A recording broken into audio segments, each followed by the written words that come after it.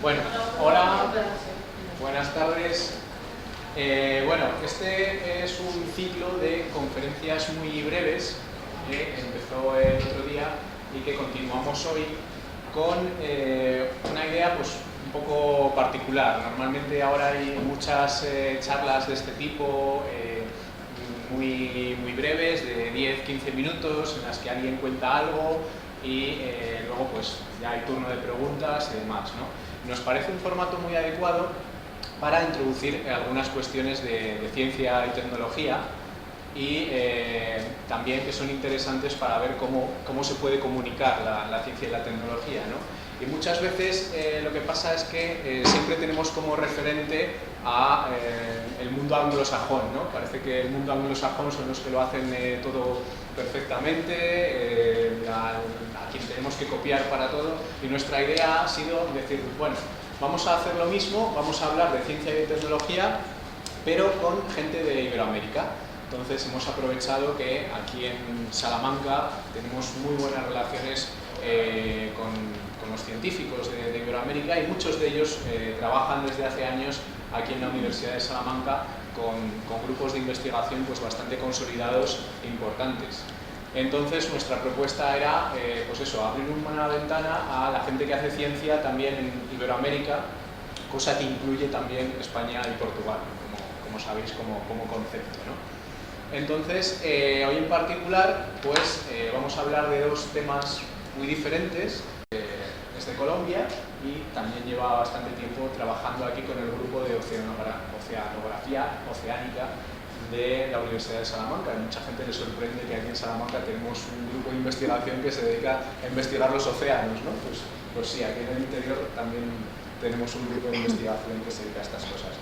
Empezamos primero con Marta. Marta Trujillo es profesora titular de la Universidad de Salamanca y es vicedecana de la Facultad de Ciencias Agrarias y Ambientales. Ella se licenció en farmacia en la Universidad Autónoma Metropolitana de México y después estuvo también trabajando en Inglaterra, en la Universidad de Newcastle. Sus trabajos de investigación se centran en la taxonomía y la ecología de un tipo de bacterias que se llama actinobacterias endófitas. Pero mejor que ella, pues no hay nadie para contar y hablar de este tema. Así que, adelante. Buenas tardes a todos, mi nombre es Marta, como ya les han comentado, aquí pueden ver. Yo trabajo en el Departamento de Microbiología y Genética, que es un edificio que está por aquí muy cerquita, dentro del campus, y yo les quiero hablar de los habitantes más importantes del planeta. Si yo les preguntara quiénes son los habitantes más importantes del planeta, ¿qué dirían? Los humanos. ¿A que nadie me diría las plantas o los animales? Nada. Pues estamos equivocados. Nosotros no somos los habitantes más importantes del planeta. Bueno, como les dije, yo trabajo en el Departamento de Microbiología y soy una microbiobióloga. No me he equivocado, no he dicho microbióloga, soy una microbiobióloga. Espero que cuando termine la charla entiendan por qué les digo que yo soy una microbiobióloga. Y esta es mi fotografía, a que me parezco un montón. Bueno, pues, como les dije, yo les quiero hablar de esos seres que conocemos muy poco, pero que son unos de los seres vivos más importantes de nuestro planeta. Los pequeños, poderosos y abundantes maestros del planeta, los microorganismos. Y para que se hagan una idea, si los microorganismos no existieran, no existiríamos ninguno de nosotros. Ni existirían las plantas, ni existirían los animales. ¿Saben por qué podemos respirar el oxígeno? Porque más del 50% del oxígeno que se produce, lo producen por los microorganismos que llevan a cabo la fotosíntesis. Siempre pensamos oxígeno, plantas, pero no, los microorganismos también forman parte muy importante. Empiezan a ver cómo sí que parece que sí son importantes estos microorganismos. Si a nosotros nos hicieran una radiografía, nos quitaran la ropa y nos pudieran ver qué es lo que tenemos dentro y fuera de nuestro cuerpo, esto es lo que veríamos. Cuerpos cubiertos de microorganismos. Y pensarán, ¡oh, qué asco! Pues no, todo lo contrario. Todos esos microorganismos que tenemos en la piel, en nuestro aparato digestivo y en varias zonas de nuestro cuerpo, son imprescindibles para que nosotros podamos vivir. Son imprescindibles para mantener un equilibrio con la naturaleza. Fijarse, se considera que alrededor de 3 kilos de microorganismos es lo que llevamos cada uno en nuestro cuerpo. Algunos un poquito más, otros un poquito menos, pero son mucho. Por lo tanto, podemos decir que somos en realidad microbios o bacterias andantes. El mundo le pertenece a los microorganismos y nosotros formamos parte de ese mundo. Pero si se fijan, realmente estamos equivocados. Bueno, pues además, estos son amigos que llevamos ahí, son invisibles, no les vemos, a menos que utilicemos un microscopio, pero que están ahí constantemente. Y lo mejor de todo es que los tenemos desde que hemos nacido y que no nos abandonarán nunca. Nos podrán dejar los novios, nos podrá dejar pues la novia, pero los microorganismos siempre estarán con nosotros. ¿Por qué son tan abundantes, a pesar de que son tan pequeños y aparentemente tan insignificantes? Bueno, pues fijarse, cuando un microorganismo se reproduce, lo que pasa, esta es una célula, y hay algunos que en 20 minutos ya se duplican y forman 2 células. Posteriormente, después de esos otros 20 minutos, si se fijan, ahora estas 2 células se convierten en 4, y así y así. Por lo tanto, hablamos de lo que se llama un crecimiento exponencial. Bueno, pues si tuviéramos en cuenta una bacteria que se reproduce o que se duplica cada 20 minutos, podemos pensar que en 48 horas o a lo largo de un día la masa que se crearía con estos microorganismos podría pesar prácticamente lo que pesa nuestro planeta, la Tierra. Por lo tanto, estamos viendo que realmente son poderosos. Ahora, otra cosa que tenemos que tener en cuenta, los microorganismos no se duplican ni se reproducen así de forma descontrolada. Hay otros organismos y otros componentes que ayudan a mantener un equilibrio. Por lo tanto, fijarse, si nosotros después de 8 horas de estas bacterias podríamos tener 2 millones de células, que ya son muchísimas. Bueno, pues si los dejamos 24 horas, ¿quién puede leer este número? Pues 4,7 por 10 a la 21, eso sería el número de microorganismos que habrían crecido después de 24 horas. Por lo tanto, son muchos, no podemos con ellos, por lo tanto lo mejor es hacernos amigos de ellos. ¿Y quiénes son? Bueno, pues principalmente cuando hablamos de microorganismos, hablamos de los hongos, las bacterias y los virus. Hay estimaciones que dicen que por cada gramo de suelo, en cuanto a los hongos, podemos encontrar hasta 1 millón de hongos diferentes. ¿Qué es un gramo de suelo? Mirad, esto es un gramo de suelo. Imaginad lo que puede haber en todo el suelo que hay en la Tierra. Cuando hablamos de bacterias, se estima que hay alrededor de 1000 millones de bacterias en un gramo de suelo. Y de los virus ya no les quiero contar, son más pequeñitos pero son todavía más abundantes. En el caso de los virus podemos hablar de 10.000 millones de virus diferentes, por lo tanto, si se fijan, son muy abundantes y desafortunadamente apenas conocemos el 1% de todos esos microorganismos que habitan en la Tierra, por lo tanto nos queda mucho trabajo todavía por hacer, por describir y por descubrir todos aquellos microorganismos que viven con nosotros.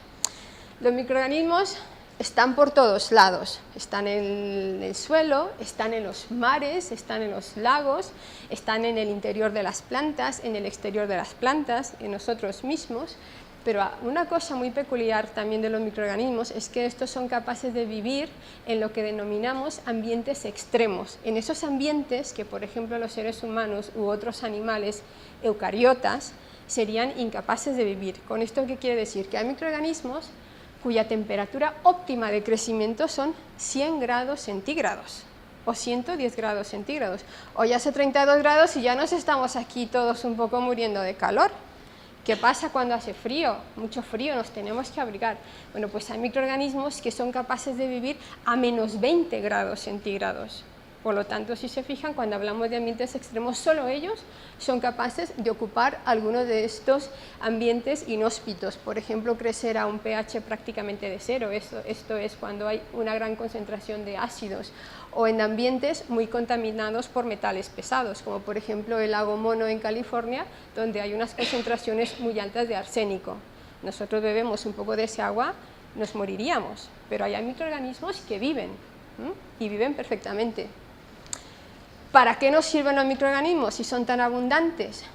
Pensarán, bueno, pues sí, algunos nos causan enfermedades, pero recuerden, el porcentaje más pequeño de esos microorganismos son los únicos que producen enfermedades, el resto son beneficiosos. Y uno de los ámbitos donde más se utilizan los microorganismos pues es en el ámbito de la biotecnología. La biotecnología pues es una disciplina que utiliza seres vivos, y como seres vivos hablamos de los microorganismos, y estos seres vivos pues son utilizados para generar bienes y servicios, principalmente para los humanos. En este caso, pues estos bienes pueden estar dentro del ámbito de la medicina, de la agricultura o también del medio ambiente. Y vamos a ver algunos ejemplos. Aplicación en la agricultura. ¿Alguna vez habrán pensado que podríamos utilizar a los microorganismos para aumentar nuestras reservas de alimentos y así intentar que todos los seres que vivimos en la Tierra tengamos suficiente alimento? Bueno, pues efectivamente los microorganismos nos pueden ayudar a mejorar nuestras cosechas. Recuerden que cada vez somos más humanos y cada vez los terrenos para cultivo son cada vez menos. ¿Y cómo lo hacen? Bueno, pues los microorganismos, aquellos que interactúan de una forma muy concreta con las plantas, son capaces de proteger a las plantas frente a las sequías o frente a las inundaciones. ¿Cómo lo pueden hacer? Sencillamente ayudando a que las plantas desarrollen sus raíces. Cuando el agua está muy lejos, cuando está un terreno seco, esas raíces intentan llegar a ese agua y los microorganismos les ayudan a que se desarrollen. Cuando el agua es demasiada, pues esas raíces también crecen gracias a los microorganismos para poder absorber toda ese agua. Y bueno, y así toda una serie de efectos de estrés ambientales a los que las plantas están sujetas. Bueno, pues los microorganismos pueden proteger frente a la salinidad, frente a altas y bajas temperaturas, y también estimulan, ayudan a que esas plantas se desarrollen mejor. Por lo tanto, todo esto lo podríamos aplicar efectivamente al campo de la agricultura. Vean aquí esta foto. Este es un cultivo de patata donde no se ha inoculado una bacteria que se llama Bacillus subtilis y que sabemos que es una bacteria muy importante para aumentar el desarrollo de las plantas. Mirar la foto del lado derecho donde está Bacillus subtilis y se ha inoculado en estas plantas. Creo que pueden ver la diferencia entre el crecimiento de aquellas que no tienen a la bacteria y de las otras que sí lo tienen, ¿vale? Bueno, pues como esto hay muchísimos más ejemplos. En el campo de la medicina, ¿alguna vez aquí alguien no ha tomado algún antibiótico? Yo creo que todos en algún momento hemos tenido que tomar algún antibiótico porque hemos estado enfermos por alguna infección, que puede ser perfectamente una infección de virus, no, una infección de bacterias. Bueno, pues ¿sabían que el 90% de los antibióticos que utilizamos lo producen unas bacterias que se denominan actinobacterias, que son las que nosotros estudiamos precisamente en nuestro laboratorio? Bueno, pues si se fijan, esto es una colonia de una de esas bacterias, y si ven todos estos puntitos aquí negros, en realidad son unas gotas pigmentadas de color azul, y esto es un antibiótico que está produciendo este microorganismo que en concreto se llama Streptomyces. Y verán cómo si conocen Streptomyces. Imaginar que empieza a llover ahora mismo y nos empieza a llegar un olorcillo a tierra mojada. ¿Recuerdan ese olor? Bueno, pues ese olor es porque este microorganismo Streptomyces, aquí no se ve muy bien, pero produce un compuesto que se denomina geosmina. Ese compuesto lo libera al suelo y cuando el agua toca ese compuesto se activa y de ahí que recibimos ese olor. Por lo tanto, la próxima vez que llueva y venga este olor, recuerden que está producido por la geosmina de Streptomyces. Recientemente, aquí en España tenemos lo que han denominado una bacteria española contra la caries. Hace poco se descubrió una bacteria dentro de la microbiota de la boca de varias personas y se ha visto que esa bacteria protege frente a las caries. Bueno, pues ahora se está trabajando en el futuro en desarrollar, imaginar que tú puedes masticar un chicle para que no te salgan caries o tomar un yogur para que no nos salgan caries. Yo creo que eso es mejor que tener que ir al dentista, ¿sí o no? Bueno, pues ¿para qué nos pueden servir? Para proteger también el medio ambiente. Uno de los ámbitos de investigación que más se están desarrollando en el campo de la microbiología es el desarrollo de biocombustibles. Y entre estos biocombustibles lo que tenemos es sobre todo bioetanol y biodiesel. El bioetanol, ¿de dónde proviene? Pues de todos los restos, por ejemplo, de las podas del material vegetal. Esto se tritura, posteriormente las bacterias fermentan estos compuestos y producen este etanol. Este bioetanol posteriormente puede ser utilizado como una fuente alternativa de energía. El biodiesel se puede obtener bien de las semillas de ciertas plantas, pero también lo pueden producir unas bacterias que además son unas bacterias que solo necesitan luz y dióxido de compuestos, que son las cianobacterias. De ahí que por esto, estos tanques, si se fijan, están aquí colocados directamente al sol para que estos microorganismos absorban esa luz solar y produzcan biodiesel. En el campo, ¿cuántas noticias escuchamos sobre vertidos petrolíferos en todo el mundo? Bueno, pues cuando hay un vertido, todos esos vertidos se intentan eliminar mediante métodos físicos, pero los restos que van quedando, que siguen siendo muchas toneladas todavía de petróleo, bueno, pues hay microorganismos que son capaces de degradar, de comerse ese petróleo y ayudar a limpiar los mares. En este caso hay una bacteria muy importante que es Pseudomonas, que nos ayuda a limpiar todos estos vertidos provocados por el hombre, evidentemente. Luego también hay bacterias, por ejemplo esta que nosotros aislamos en el laboratorio, de un suelo contaminado con cobre. Bueno, pues todos estos puntos negros que se ven aquí dentro es ese cobre que la bacteria ha ido adquiriendo del medio ambiente y lo ha ido acumulando dentro de su célula. Por lo tanto, si se fijan, de esta manera podríamos limpiar también los suelos de cobre. Y bueno, pues en algunos casos, como los microbiobiólogos a veces no tenemos nada que hacer, pues también nos dedicamos a veces a hacer arte. Estas, si se fijan, son obras de arte muy famosas, El Grito de Munch, por ejemplo, La Noche de Van Gogh, y todos están hechos con bacterias. Bueno, pues yo espero que ahora sí entiendan por qué les dije que yo era una microbiobióloga y por qué estos organismos los debemos de considerar como uno de los organismos más importantes del planeta. Gracias.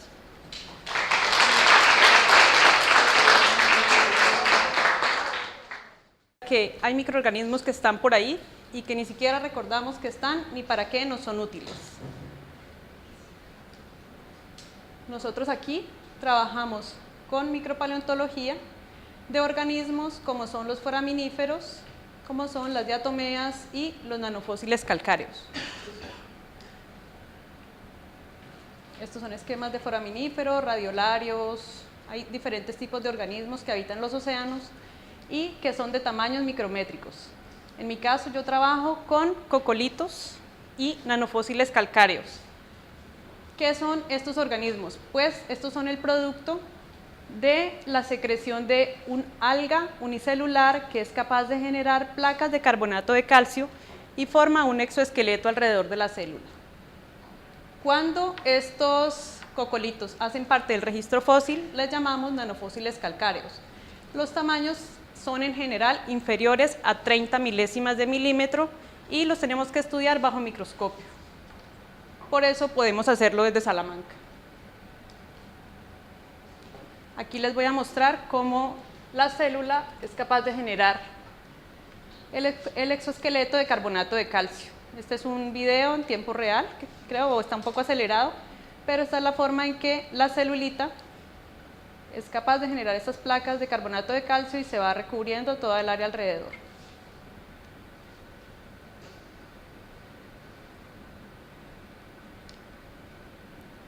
Bueno, el resultado es una célula como esta, que está completamente cubierta. Este es un cocolito que se llama Emiliania axleae. Esta es la escala más o menos, una micra, o sea que más o menos esta célula que está recubierta mide unas 15 micras aproximadamente. Cuando estos organismos se reproducen, se pueden ver en imágenes de satélite como esta y se ven esta especie de manchas blancas en el océano.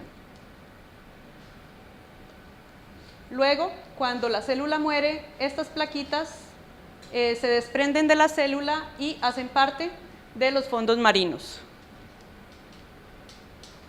¿Para qué nos sirven entonces los cocolitos? Pues nos sirven como instrumentos de reconstrucción. ¿Qué reconstruimos nosotros con ellos? pues reconstruimos muchas cosas. En primera medida podemos obtener las edades de diferentes secuencias sedimentarias, podemos saber qué edades tienen cada una de estas secuencias y podemos establecer cuáles son los límites de edad entre cada una de las secuencias.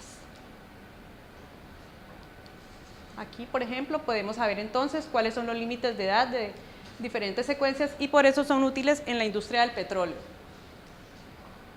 Siempre se establecen zonaciones que se utilizan en diferentes trabajos y también son útiles para determinar cambio climático.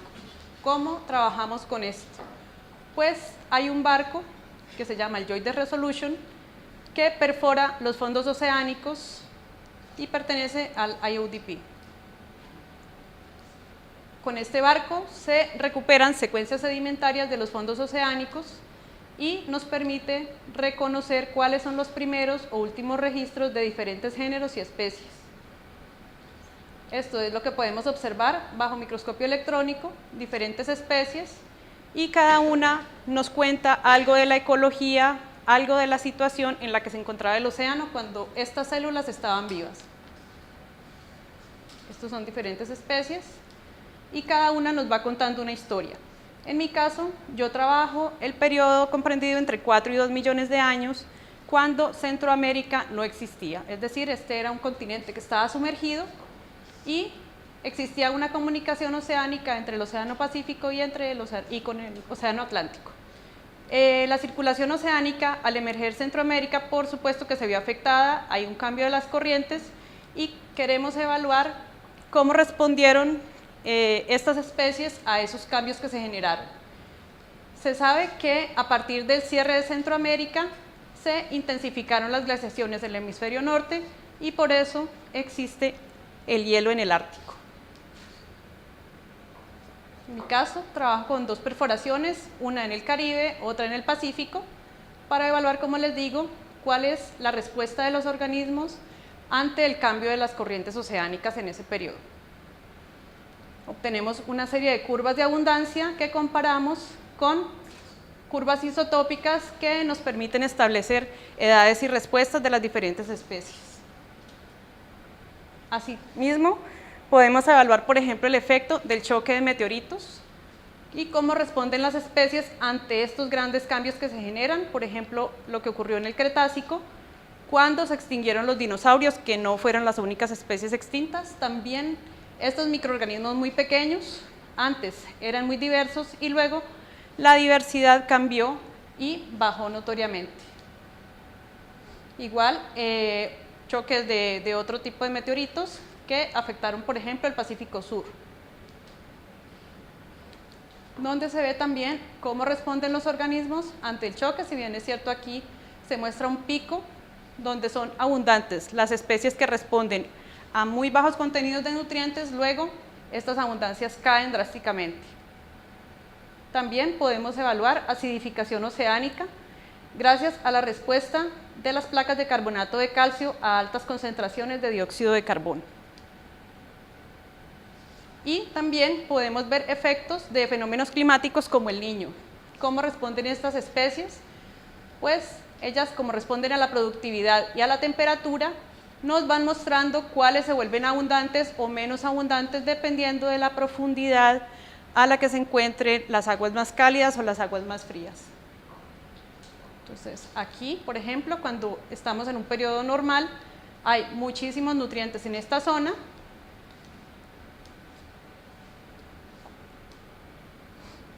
Cuando llega el fenómeno del Niño, las temperaturas en esta zona aumentan, baja el contenido de nutrientes y también baja inmediatamente la abundancia de determinadas especies, pero aumentan otras que son capaces también de adaptarse al bajo contenido de nutrientes. Cuando existe el fenómeno de la Niña, se vuelven, por supuesto, mucho más abundantes las especies que requieren de muchos nutrientes para subsistir.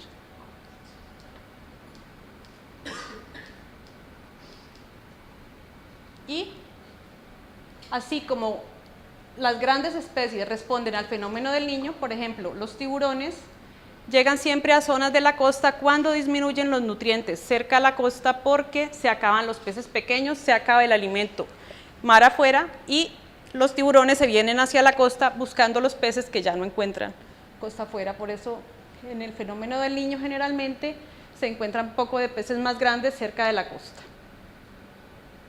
Y estas respuestas también podemos verlas